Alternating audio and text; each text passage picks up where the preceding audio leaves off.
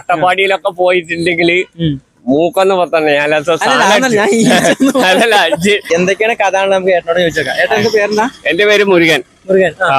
ഞാന് 47 കൊല്ലായിട്ട് ലോറിയിൽ ക്ലിയറില്ല ടയർ മാറ്റിയാണ് പഞ്ചറൊക്കെ ഒട്ടിക്കണാണ്. അട്ടപ്പാടി കക്കുപടി നിന്നാണ് വന്നിക്കണ്.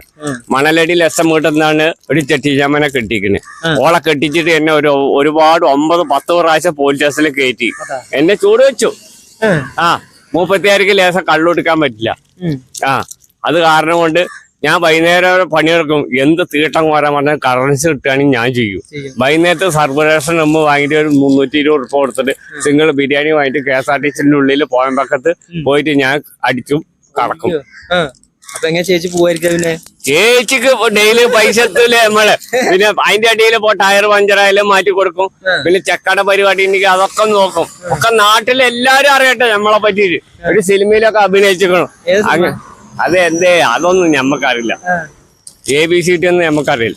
അങ്ങനെ തന്നെ അട്ടപ്പാടിയിലൊക്കെ പോയിട്ടുണ്ടെങ്കിൽ മൂക്കൊന്ന് പൊത്തന്നെ അതല്ല